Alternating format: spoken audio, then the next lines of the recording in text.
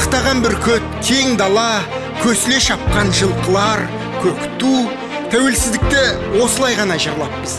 Бірақ сол тәуелсіздікті қалай алғанымыз, қандай тәуекелдерге түскеніміз түсіндірілмепті. Содан кеп тәуелсіздік өз-өзінен келді, күреспедік деген ой қалыптасып жатыр кейінгілерді.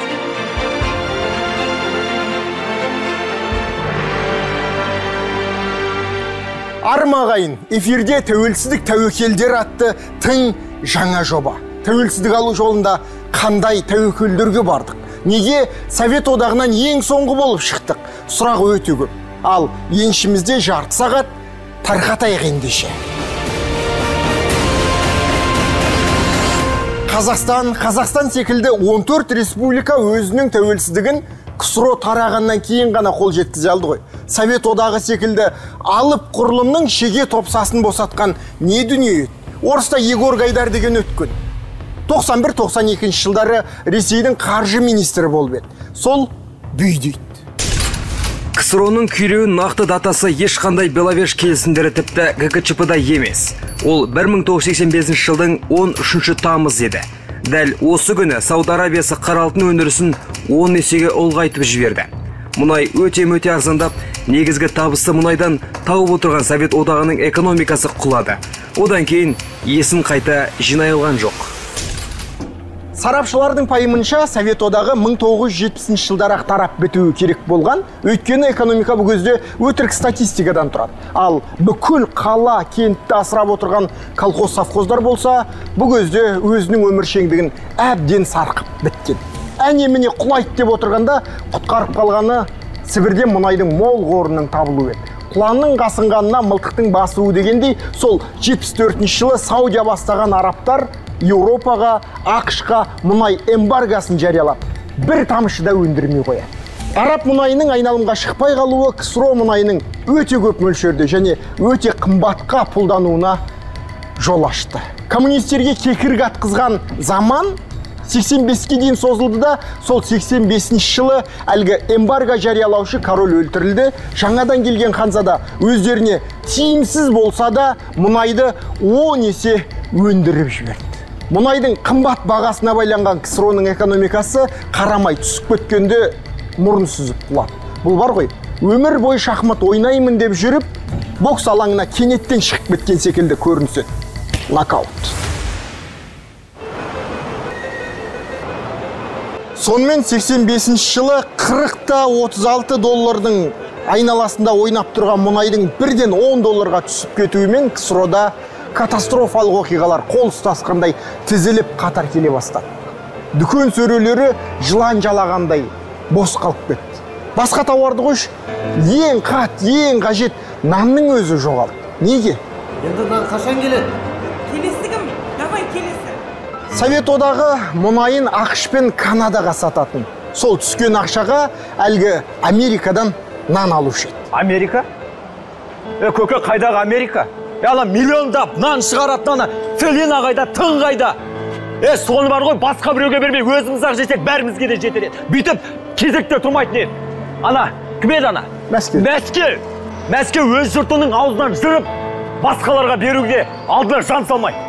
Міне ет тұрған тұрысымыз ана. Көке, тәте, алыңызшы анаңыз кетейік тез-тез үйге қайтайық. Міне көрдіңіздер, осындай ұзын сонар кезекте жоғынан үшін таласу, жаға жыртысу күнделікті көрініске айнала бастады. Айтпақшы. Бұл кезде нанның бағасы 50-80 копейка тұратын, бірақ ол мүлдем жоқ. Жалақы қанша болды дейсіз бе?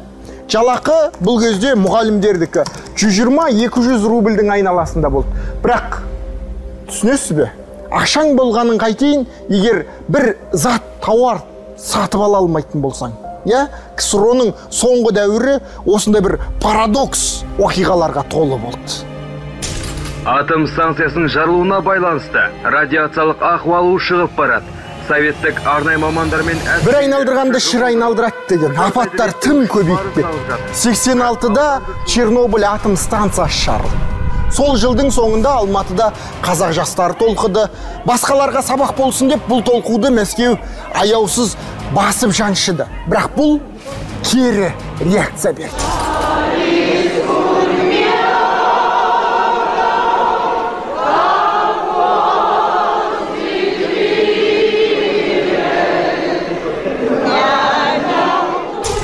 Алмат оқиғасынан көп өтпей Балтық елдері бас көтере бастады. Эстония, Литва, Латвия жұртшылығы көшеге шығып, өздерінің ұлттық әндерін шырқап, егемендік, тәуелсіздік туралы айта бастады.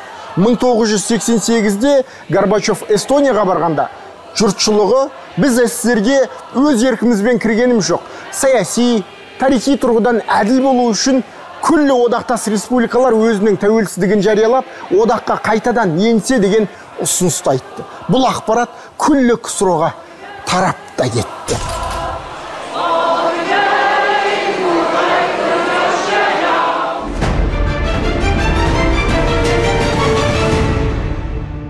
КСРО орнына жаңадан одақ құру туралы идея пікірлер Горбачевқа мүлдем ұнаған жоқ, мұндай сөздерді үнемі тұншықтырумен болды. Бірақ оның саясат пен экономикаға еркіндік әкеледі дейтін әлгі перестройкасы мүрдем қапты. Ешқандай экономикалық реформа жасалмады, жағдай одан да қатты ушыға берді, есесіне саясат бетімен кетті. Газет беттерінде 32-дегі ашаршылық, 37-дегі репрессия еркін талқылана бастады. Жер-жердегі ұлттар өзінің мәселесін ашық айта алатын болды.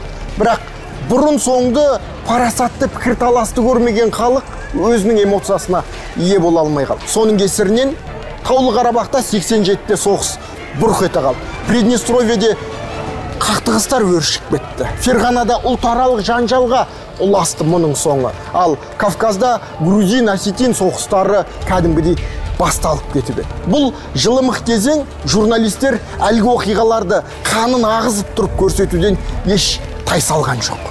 Осындай жаманатты күнделікті телевизордан көріп отырып, Қазақстанда да соғыс болып кете ме деп қорықтық.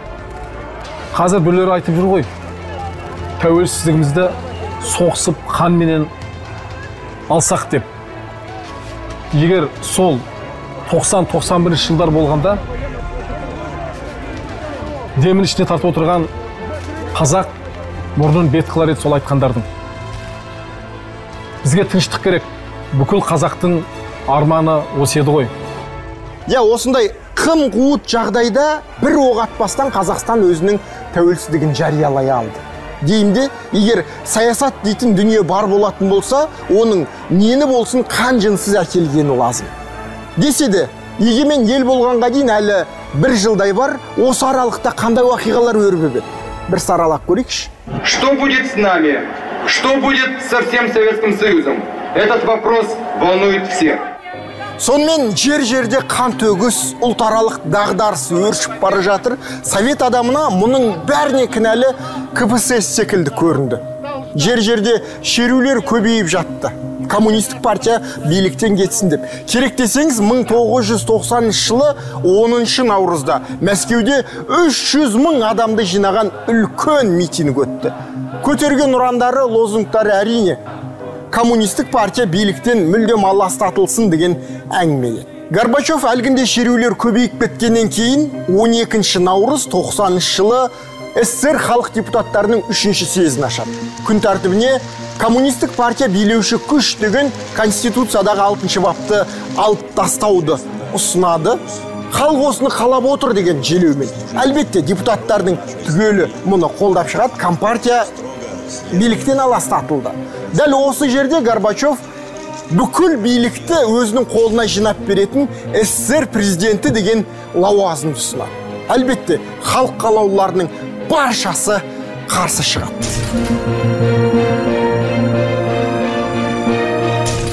Айқай-шу көрген залдың ортасынан мінберге КССР басшысы Нұрсұлтан Әбішұлы көтеріледі. Ол КСРО-дағы күллі билікті бір қолға жинап беретін президент лауазымы Горбачевқа өте-мөте қажет екендігін тыпыр еткізбес фактілермен дәлелдеп парламентті көндіреді. Міне, Горбачев Совет одағының президентіне айналып шыға келді. Дәл осы кезде халық депутаттарына қарап тұрып Нұрсұлтан Әбішұлы бас хатшы президент болды екен, онда республикадағы хатшылар да президент лауазымын алу керек дегенді ұсынып жібереді. Өңір-өңірден келген депутаттар бұл ұсынысты қуана-қуана қолдайды. Менің жоспарымда одақтық республика басшыларына президенттік лауазымдар беру деген ой болған емес. Президенттік басқару формасы СССР-дегі күллі билікті менің қолыма жинап беру керек еді. Әккі Назарбаев мені қолдаған болып үстінен ойнап кетті. Сөйтеді республикалардың егемендігін ұлғайтып жіберді. Солай Нұрсұлтан Әбішұлының ұсынысының арқасында республика хатшылары әп-сәтте президенттерге айналып шыға келді. Естеріңізде ме, 88 жылы Балтық елдері күллі республика өзінің тәуелсіздігін жариялап, қайтадан одаққа біріксе дегенді айтып еді ғой. Компартия жоқ, амбициясы арындап тұрған жаңа президенттер сол бір ұмыт болған ұсынысты қайтадан жаңғыртты. Президент лауазымы Горбачевтан тәуелсізденуге мүдделі Ельциннің қол аяғын шешіп берді десек те болады. Ол РФСР президенті қызметіне кірісе сала Ресей Федерациясының егемендік декларациясын жариялап жібереді. Іле бұл үрдісті күллі республика іліп алып кетеді. Әлгі егемендік декларациясы құжатында одақтың заңы республиканың заңынан бір мысқал кем тұрады. Яғни республиканың заңы жоғары деген үлкен бап бар еді.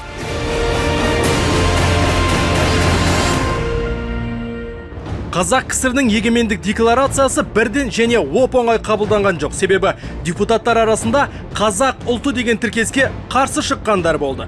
Олар Марат Оспанов, Ермұхамед Ертісбаев, Петр Своюк бастаған депутаттық топ еді. Демократиялық Қазақстан депутаттар тобы ұлттық мемлекет қағидасының орнына азаматтық қоғамға негізделген құқықтық мемлекет қағидасын ұсынды.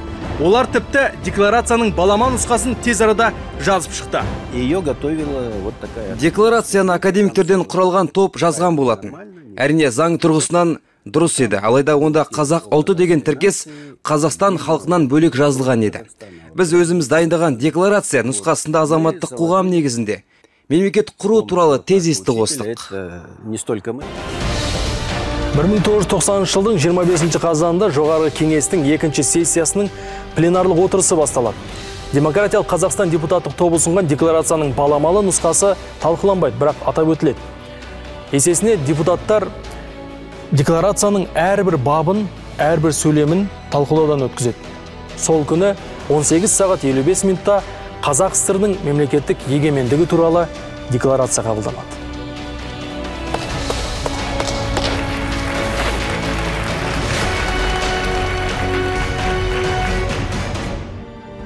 Егемендік декларациясы құқықтық емес саяси құжат болды. Онда қазақ мемлекеті өз мүддесін жариялады. Құжатта Қазақ ССР-ның қалыптасқан территориясына қол сұғылмайтыны, сондай-ақ 9-шы бапта өз ішкі әскері, мемлекет және қоғам қауіпсіздігі органдарын ұстауға правалы екендігі жарияланды. Егемендік декларациясында жазылған мемлекет құқығын күшейту мақсатында бірқатар жарлықтар қабылданды. Мәселен, Қазақ ССР қауіпсіздік кеңесін құру туралы, одаққа бағынышты мемлекеттік кәсіпорындар мен ұйымдарда Қазақ КСР үкіметінің басқаруына көшіру туралы, Қазақ КСР-ның алтын қоры мен алмаз қорын құру туралы, Қазақ КСР-ның сыртқы экономикалық қызметінің дербестігін қамтамасыз ету туралы бірқатар тұғырлы жарлықтарға қол қойылды.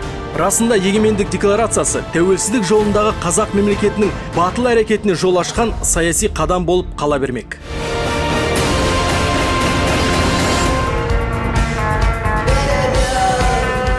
Енді бәрі бұрынғыдай болмайтынын жұрттың бәрі сезіп жатты. Сол бір кезде халық үлкен бір өзгерістің алдында тұрғанын жан тәнімен сезді. Сол кезде ғой Виктор Цойдың атақты перемен әні хитқа айналатыны.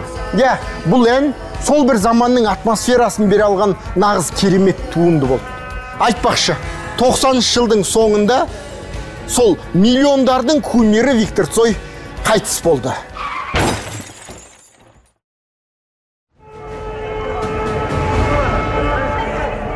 91 жыл басталды. Ельцин мен Горбачевтың текетіресі әбден ушыққан күйде басталды бұл жыл. Ресей президенті Балтық елдерінің тәуелсіздігін мойындап жіберді, Горбачев болса керісінше әскер кіргізді. 13 қаңтар күні Литваның тәуелсіздігін сөз қылып отырған хабарды тоқтату үшін Вильнюстегі телемұнараны СССР спецназы басып алды. Ондаған адам өлді, 600-ге жуық кісі жараланды. Ал 20 қаңтар күні Риганың көшелерінде қан төгіс болды. Бұл ақпарат күллі әлемге паш етілді, жария етілді. Еуропа мен Америка бергелі отырған кредит, қарызды мүлдем бермейміз, бұл істеріңді доғарыңдар деп Мәскеуге кәдімгідей доқ көрсетті.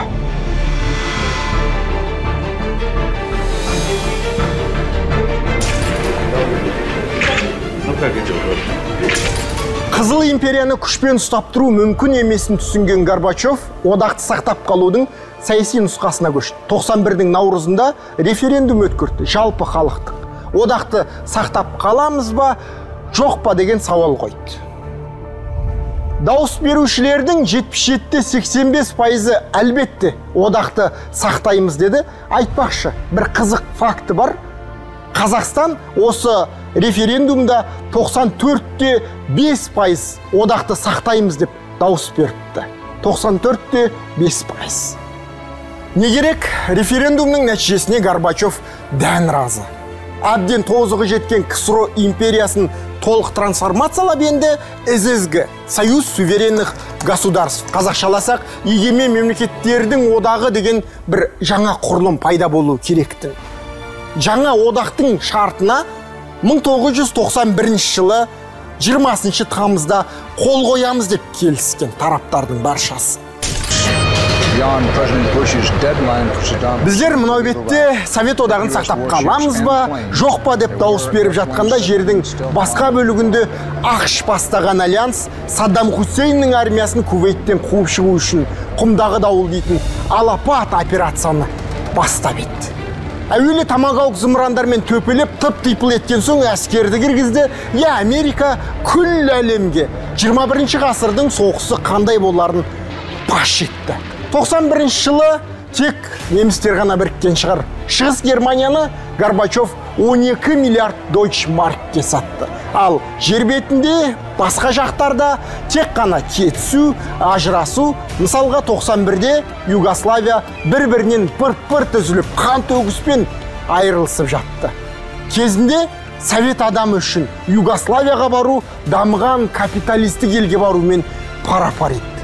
Ал Югославия сол заматта Еуропаның Ауғанстанына айналып кетті.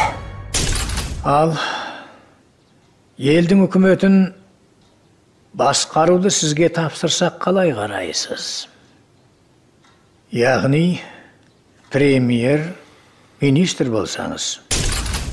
Референдумнан соң Михаил Горбачев Нұрсұлтан Назарбаевқа осындай ұсыныспен шықты деген дерек мемуарларда өте жиі кездеседі. Осыны ғой кейбіреулер жалаулатып, не дейсің, Назарбаев КСРОның премьер-министрі боласың дегенге сеніп қалып, одақты соңына дейін сақтауға тырысты деп көйгөйлеп жүрген.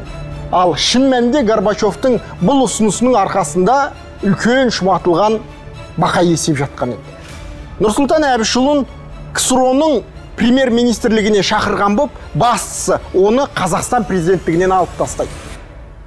Орталыққа шақырып алған соң, премьер-министр еткен соң, түрлі сылтауды себеп етіп алып тастау оп-оңай.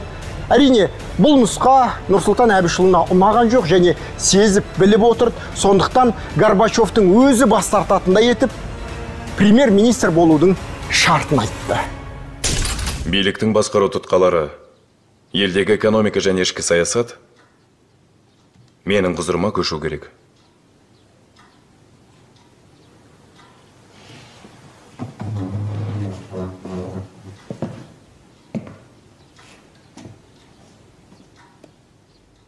Ал менің билігімде не қалады? Халықаралық қатынастар? Бұған көнсе Горбачев құзырында ештеме жоқ. Шетелге жылтырап барып жылтырак білетін декоратив президент болып қалатын еді. Әлбетте, бас тартты. Осымен КСРОның премьер-министрі болу туралы ұсыныс мәңгілікке жабылды. Тәмам болды. Я думаю, что, в общем-то, результаты референдума имеют значение для всех. 91-дің наурызында өткен референдумға сай, Советтік социалистік республикалар одағының орнына, яғни СССР-дің орнына, егемен мемлекеттердің одағы, яғни ССГ ұйымы құрылу керек болған, тараптар 20 тамыз күні сол жаңа шартқа қол қоямыз деп жүрген. Бірақ әлгі жаңа одақ құрылғанның өзінде егемен мемлекеттердің ынтымақтастығы деген секілді бір ойыншық ұйым болатыны анық көріне бастады. Неге? Өйткені республикалардың тәуелсіздігі тым кеңген. Одан қалды Литва, Латвия, Эстония, Грузия, Армения секілді мемлекеттерің референдумға да басқасына да қатысқан жоқ. Жаңа одақтың шартын қабылдайтын болсаң, әлгі сырт қалған мемлекеттердің тәуелсіздігін мойындауың керек. Бұл Кремльдегілерге мүлде ұнаған жоқ. Жаңа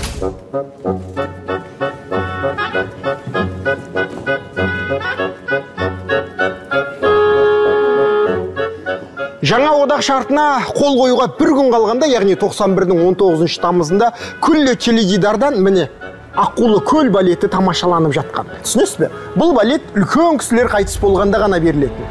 Яғни Мәскеуде бірдеме болды деген сөз. Дұрысы төңкеріс болды.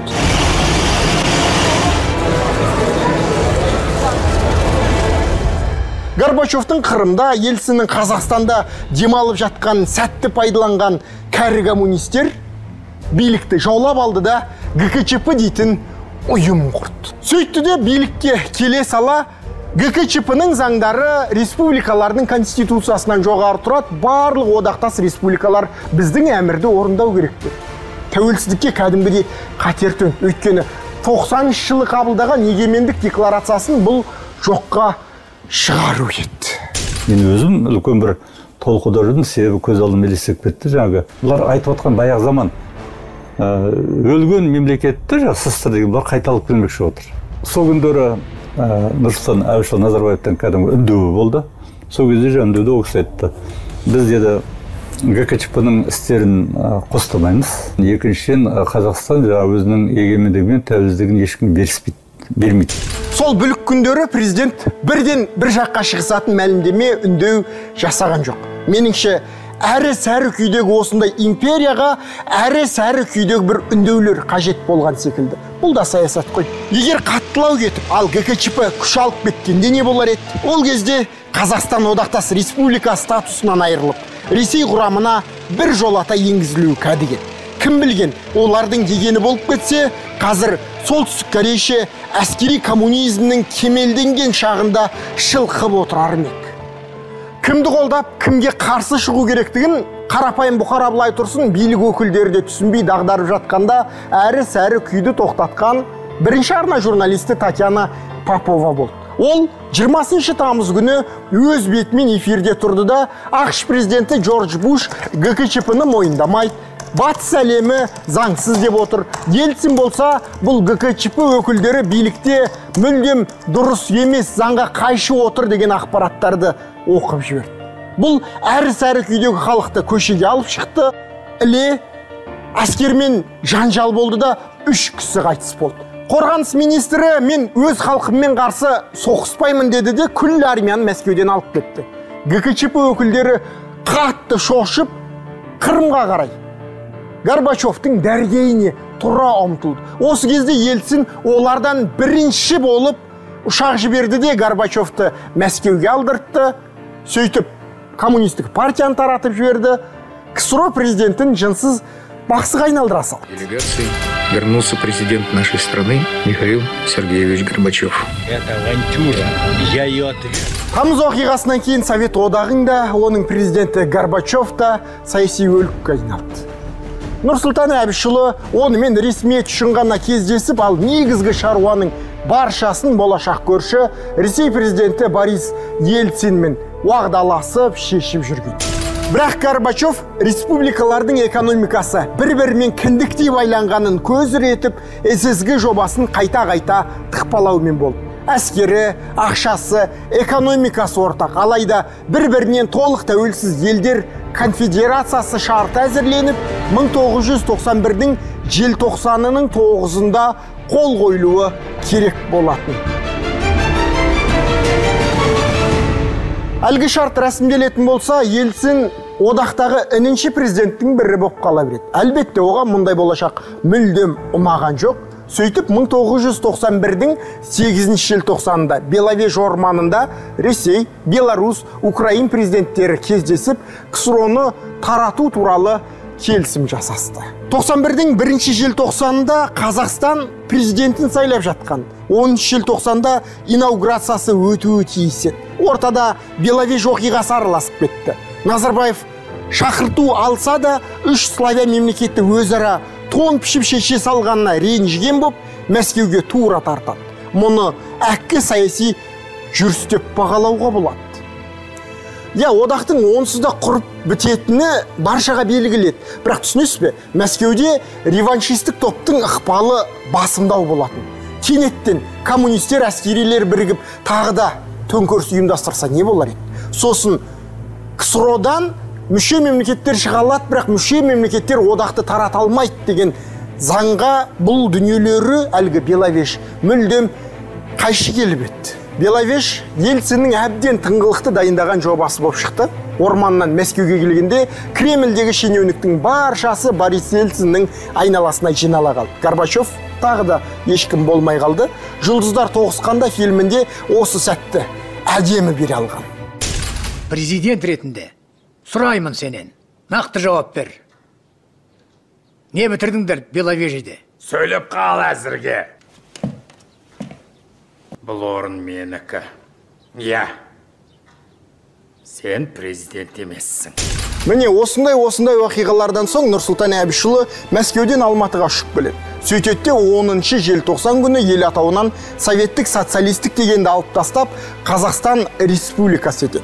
16 желтоқсан күні мемлекеттің тәуелсіздігін жариялайды. Іле 5 күн өткенде 21 желтоқсанда КСРО-ның мәңгіге күйрегенін бекіттіріп алу үшін Алматыда үлкен жиын ашады. Содружество независимых государств республик для всех участников СНГ в ООН.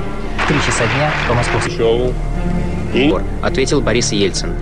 Беловеж орманда үш славян мемлекеті Совет одағын күйреткенге келіскенімен оны 200 миллион халыққа естірте алмай мәймен көлеп жүрген. 91-дің 21 желтоқсанында Алматыда өткен үлкен конференцияда бұрынғы одақтас республикалардың баршасы мұны мойында. Яғни Совет одағы өлді делінгенмен оны растайтын анықтама құжат Алматыда берілді. Сонымен 21 желтоқсанда 70 жылға жуық өмір сүрген Кеңестер социалистік республикалар одағына нүкте қойылды. ТМД-ның Алматы декларациясының тағы бір ерекшелігі, онда қатысушы 11 мемлекет тең құқылы және бір-бірінің мемлекеттік егемендігі мен территориялық бүтіндігін сыйлайтынын және мойындайтынын жариялады. Бұл сөздердің ТМД-дағы Қазақстанның мүддесін қорғау үшін жазылғанын аңғару қиын емес.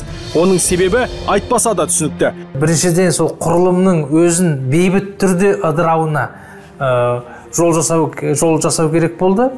Екіншіден белгілі бір құрылымдық біртұтастық сақтап қалу керек болды. Өйткені славян республикалары және Минскіде кезіккен кезде жаңа қауымдастықтың құрылтайшысы солар деген пиғыл көрсетті. Міне сол кезде осыған қарсы мынау Орта Азия мемлекет сол кездегі республикаларының басшылары Душанбеде кезігіп, олар жаңағы оған келіспейтіндігін көрсетті. Сондықтан мынау ТМД-ның құрылуы жаңағы сол кездегі ТМД-ның құрылтайшылары ол бүкіл сол жаңағы 11 республиканың барлығы деген сол кезде жаңа бір концепция шықты. Міне осы концепция дұрыс болды. Анығында ТМД-ның Алматы декларациясы барлық республикалардың, соның ішінде Қазақстанның тәуелсіздігін нығайтуға әсер еткен келісім екені даусыз. Осы одақтан неге кеш шықтық? Неге тамыздың соңында Қырғыз, Өзбекпен ілесіп тәуелсіздікті жариялап жібермедік? Болар еді, бірақ олардың ахуалы мүлдем бөлек, біздің жағдай басқаша болатын. Демографиялық статистикаға қараңызшы, қазақтың үлесі сол 91 жылы 39%. Астанамыз Алматыда 14-15%, ал солтүстік облыстардағы қазақтың үлесі 1-2% бола ма, болмай ма? Дәл осындай жағдайда Совет үкіметі бар кезде біздер бөлініп тәуелсіздік алып кетсек, онда солтүстік облыстағы тұрғындар бізбен келіскен жоқ, біз Совет одағында қаламыз деп шу көтерсе, не істей алар ек? Мұндай мысал біздің алдымызда болған. Грузия одақ бар кезде тәуелсіздігін алып кетті, сөйтті де оңтүстік Абхазиясы, Осетиясы жоқ, біздер одақтың құрамында қаламыз деп шу көтерді. Молдавандар тәуелсіздік алған кезде, одақ бар кезде, Приднестровье дейтін кіл орыстан тұратын облысы жоқ, біздер КСРО-да қаламыз деп бүлік жасаған болатын. Мұндай мысалдар бізде де болды. Осының алдын алу үшін соңына дейін күттік амалсыз. Басқа республикаларда 60, 70, 80, 90-ға шейін процент өздері болды. Мәселен, Арменияда 90% армяндар. Ол мәселе жоқ, ешкім қарсы шыға алмайды Арменияның тәуелсіздігіне. Ал біздің жағдайымыз өте қиын болды. Шын мәнінде де бәрін есептеп отырып, біз асықпай уақытысында шықты деп ойлаймын. КСРО құрамынан ертерек шығып кетпеуіміздің тағы бір себебі экономика еді. 91 жылы Қазақстан экономикасының 93% одақтық министрліктерге бағынатын. Яғни Мәскеу зауыт фабрикаңда не өндіреді, кімге сатады, бәрін өзі шешіп отыратын, есеп бермейтін. Түсінесіз бе? Егер СССР бар кезде біздер бөлініп кететін болсақ, әлгі зауыт фабрикаңның түгелін денін одақтың еншілігінде қалдыруыңа мәжбүрсің. Асығыстық жасамаудың бір себебі осы болатын. Қазақстан кетіп бар жаққан дүниені мейлінше сауып қалғысы келді. Нұрсұлтан Әбішұлы тамыз уақиғасынан 16 желтоқсанға дейін КСРО-ның меншігіндегі бүкіл дүниелерді Қазақстанның еншілігіне өткізіп алды. Бұл да бір үлкен ұпай жинаған іс еді. Ең бірінші боп Байқоңырды меншігімізге өткіздік. Қазақ ұшуы керек деген шартты ғарыш айлағын қазақ меншігіне өткізіп алған соң ғана айталдық емес пе?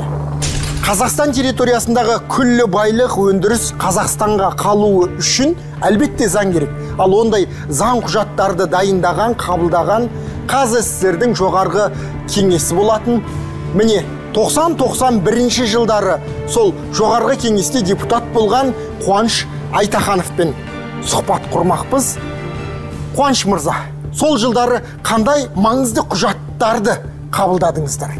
Ең бірінші мықты елді басқару институты, ол президенттік басқару деген шешімге келіп, осыны қабылдап алдық. Келесі екінші сессия октябрь айында. Октябрь айындағы сессиядағы ең басты мәселе қабылданған. Бұл енді біздің тәуелсіздігіміздің негізін қалаған заң деп айтуға болады. Қазақстан Республикасының суверенитет туралы мәлімдеме қабылданды. Бұл мәлімдеменің негізін құрайтын документ мынау жер және оның байлығы, су және әуе кеңістігі, бүкіл табиғат байлығы, жануарлар дүниесі, өсімдік дүниесі, республикадағы экономикалық, ғылыми-техникалық потенциалдың барлығы да Қазақстан Республикасы, Қазақ Советтік Социалистік Республикасының меншігіне жатуға құқылы деді деген мәселе қабылданды. Осы арада сұрайыншы, одақтық министрліктерге қарайтын өндіріс орындары Қазақстанда орналасса да біздің басшылыққа бағынған жоқ па, тікелей орталыққа бағынған? Тікелей орталыққа бағынып жатты. Әрбір сала, мысалы Теміртаудағы Қарағанды металлургия заводы СССР-ның қара металлургия министрлігіне қарады мысалы. Екібастұздағы көмір өндірісі СССР-дағы көмір өндірісі өнеркәсіп министрлігіне қарап отыр, тікелей. Біз өз алдымызға Қазақстан Советтік Социалистік Республикасы аталынғанменен еліміздің 90% ең ірі мына өндіріс орындарының барлығы СССР-ның меншігінде болды да, ол Москваға қарап отырды. Барлық мәселелер тек қана Москва арқылы шешіліп отырды. Бұл жаңағы декларацияда айтылған. Жер байлығы барлығы Қазақстан Советтік Социалистік республиканың жаңағы меншігіне болуы құқылы деген сөздің өзі, меншігіне жатады деген сөз емес ол. Меншігіне болуы құқылы деген сөздің өзі көптеген азаматтардың жаңағыдай үрейін түсіріп, қарсылық тудырып жатты. Тәуелсіздікті жариялап жіберу барда, оған әбден дайындалып егемендікті алу, ол енді бөлек дүние. Одақтан асығып шығып, соңыра опық жекпаған елдердің мысалын сипалап жеткізген болдық. Қазақстан Совет одағының құрамында соңына дейін отырғанымен доңыз тағалап отырған жоқ еді. Егемендікке дайындалумен болды. Мысалға 1991 жылдың тамыз бүлігінен соң Нұрсұлтан Әбішұлы Совет одағының құрамында отырып, дүниедегі ең үлкен ядролық полигонды жабу туралы жарлық шығарды. Ұлт республикаларын әскери округтың маңайындағы елді мекендер ретінде ғана көретін әлгі Мәскеудің маршалдары мен генералдары күшінде тұрғанда, солардың көзінше атом полигонын жауып тастау бұл тәуелсіздікке әбден дайындалған мемлекеттің тәуекелге лайықты қадам еді. КСРО құрамында соңына дейін қалудың пайдалы тұстары да болды. 1990 жылы қаһарман Бауыржан Момышұлына КСРО батыры атағын алып бердік. Әйтпесе берместемет. Одақ тарап жатқанда КСРО мәртебесін пайдаланып, 86-ның боздақтарын ақтап алдық. Түсінесіз бе? КСРО-ның кешірім сұрауы секілдет бұл дүние.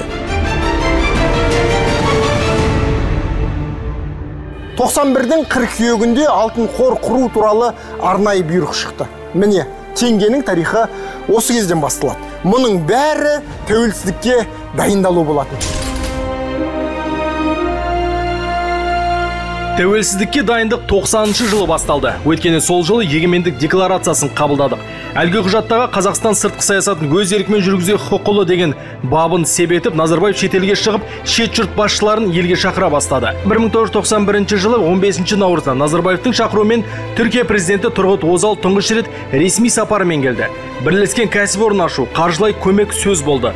Бұл кезде КСРО көлемінде одақты сақтау керек пе, жоқ па деген үлкен референдум жүріп жатқан. Көп өтпей біздікі Түркияға барды.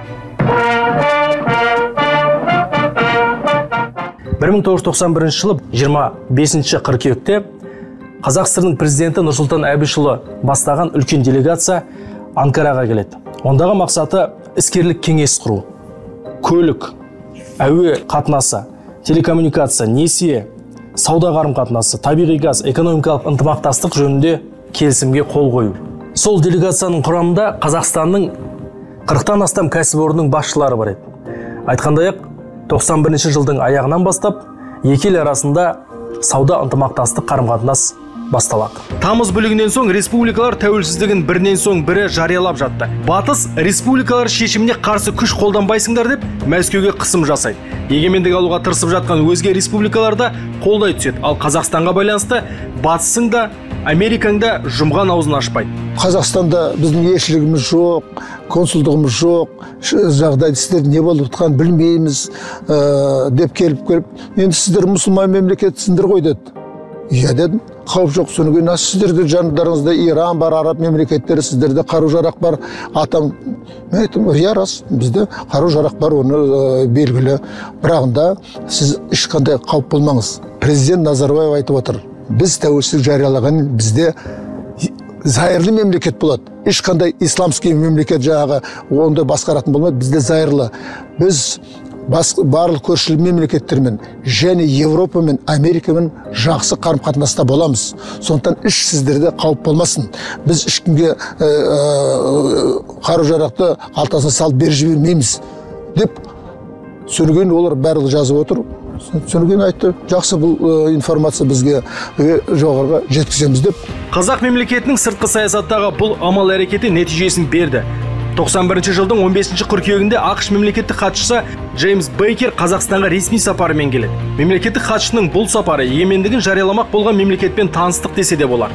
Дәл осы секілді таныстық барлық елдермен жүргізілді. Мәселен, Ұлыбритания, Грекия, Қытаймен де. Біз Москвадан сұрамай-ақ, ресми мемлекеттік тәуелсіздік жарияламай-ақ, президент Назарбаев тікелей Европамен, Америкамен, Қытаймен байланыс жасады. Сөйтіп Москваның усатсыз-ақ де-факто біз шет мемлекетпен байланыс жасап, саяси, экономикалық, мәдени байланыс жасауға кірістік. 1991 жылдың 16 желтоқсаны Қазақстан Республикасы Жоғары Кеңесінің 7-ші сессиясында Қазақстан Республикасының мемлекеттік тәуелсіздігі туралы конституциялық заңы қабылданды.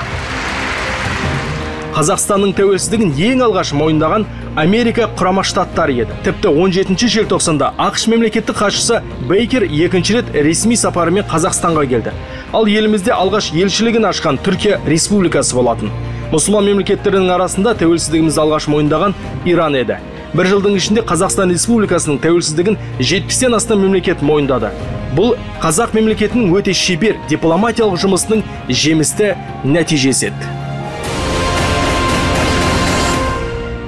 Тәуелсіздік жариялауды қайсы біреулер қағаз жырту немесе есікті тарс жабу ретінде елестетеді ғой деймін. Содан кеп 91-де қандай да бір шалт қимылдар жасалмағанына, адуынды сөздер айтылмағанына ренжіп жатады.